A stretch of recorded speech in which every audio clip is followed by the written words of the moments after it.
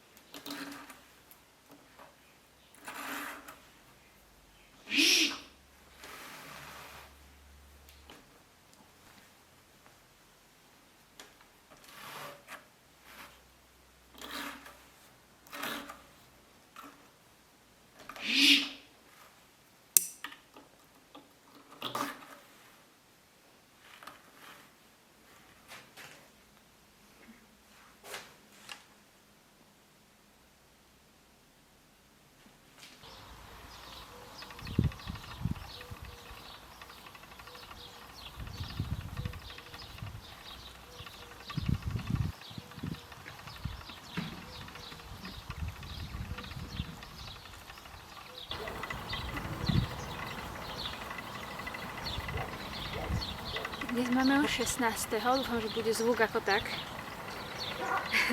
Dnes máme už 16.7. Včera 15. som upriadla som celú cievku a ešte kúsok z tejto. Čiže mám už vlastne 60 gramov upradených z tej druhej pradienka. A teraz vlastne robím druhú cievku na druhé pradienko. A budem sa musieť postupne posnažiť posunúť aj tú čiernu, lebo za chvíľku budem potrebovať zase česať, lebo uvidíme, kedy sa mi podarí toto dopriasť, možno dneska, možno zajtra. Súkanie bude rýchle, takže tak, dneska som sa rozhodla, že sa trošku posadím von. Sused akorát kosil, ale pokazila sa mu kosačka, chudák. Neviem už naštartovať. Takže pre mňa vyhral, lebo môžem natáčať. A je to príjemne dneska, tak tu na večer vonku.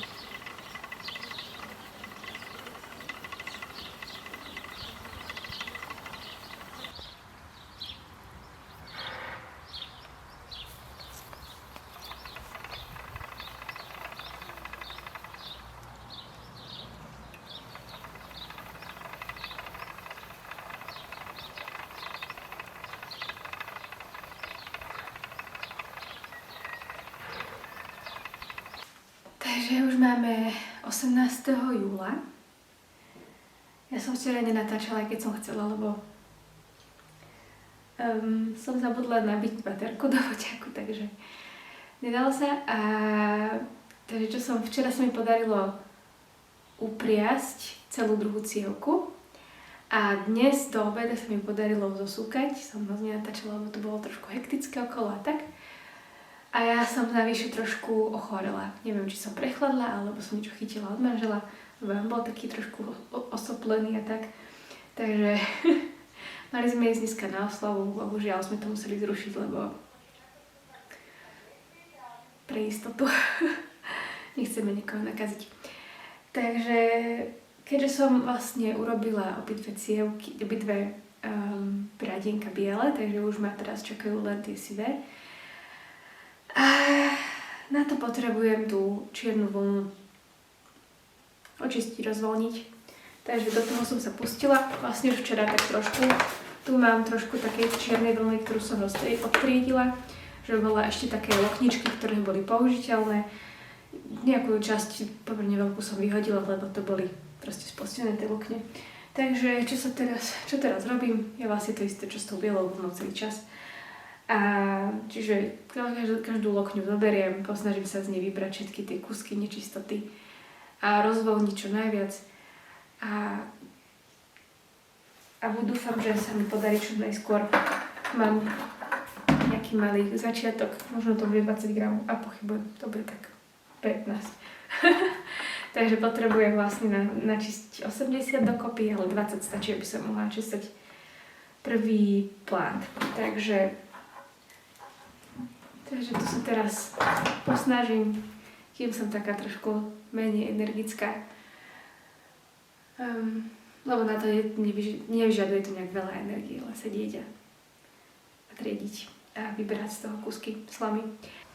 No a teraz nás čaká ten zjazd v podstate za nami, alebo takmer za nami. Čaká nás taký zvonený možno 30 km, kde tá skupina nemá až takú výhodu. Naozaj tam bude treba dopracovať, plus nechávajú veľké diery, aj píly, aj karapás.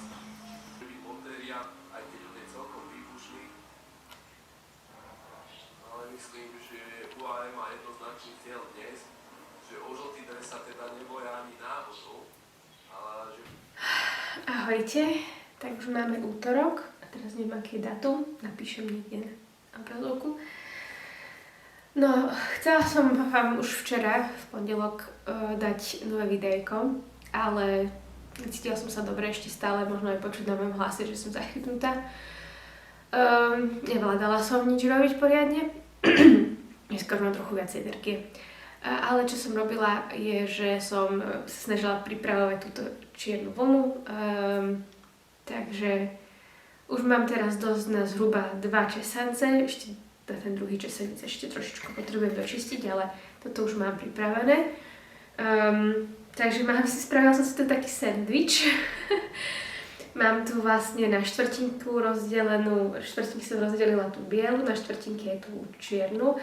A teraz čo idem robiť je, že vlastne budem robiť také vrstvičky, aby som to mala čo najviac rovnomerne už pri tom prvom, keď to prvýkrát preženiem cez tú česačku. Takže bude to chcieť viackrát prehnať cez česačku, aby to bolo homogénne, ale toto trošičku pomôže hneď ako z začiatku. Takže poďme sa do toho pustiť, lebo už mám vlastne všetko biele, čisto biele už mám dopradené. Takže už mi zostali len tie sivé.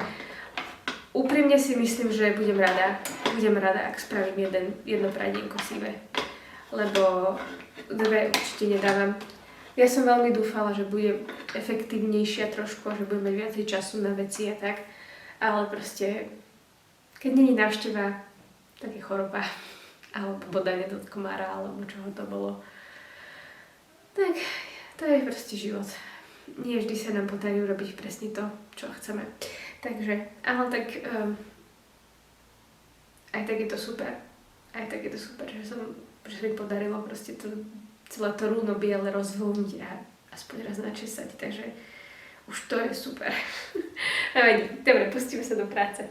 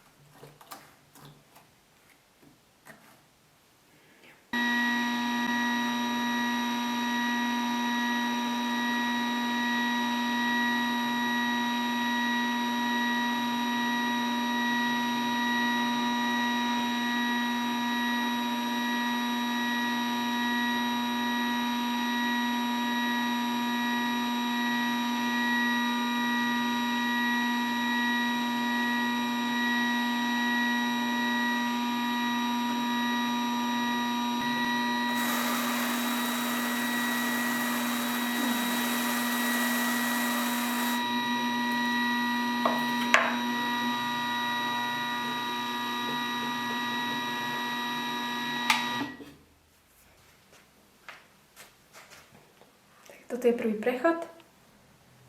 Skončila som tmavou, tak je to trošku tmavšie z tejto strany. Začala som bielou, tak je to trochu blčie z tejto strany. Takže toto ešte budem musieť párkrát prečesať, aby som dostala homogénny česanec. Tak a máme tu druhý prechod. Ups. Skúsme to nejak pekne ukázať. Už je to trošku lepšie zmiešané, ale ešte to raz určite aspoň raz prečešem. Uvidíme ako po tom treťom. Bolo by super, keby som to nemusela viac ako 3-krát. Každé jedno česanie mi trvá hodinu. Možno by som si to mohla dať aj rýchlejšie. Dobre, ideme ďalej. Takže tretíkrát som to prehnala cez česačku a to bude v takomto štádiu. Ja tam vidím ešte trošku niektoré časti, ktoré sú také viac hnedé, trošku niektoré, ktoré sú viac bledé, ale celkovo, keď na to pozriem z diaľky, tak je to veľmi homogénne a myslím si, že to aj stačí. Takto sú tam nejaké také ňopky, biele alebo čierne a tie buď povyberám, alebo to nechám ako taký tweedový efekt, vidím. Asi povyberám skôr, to mám tendenciu vždy vyberať tie ňopky, ale nevadí. No a myslím si, že to bude, tá priadza nebude úplne 100% mať jednu farbu celý čas. Bude to jemne také melírované, ale myslím si, že to bude fajn. Bude to zaujímavé aj pri pradení, aj pri platení a kontrast tam bude dostatočný, myslím, všade. Takže sa teším, lebo 3 hodiny česania boli trošku ohlušujúce. Nevadí.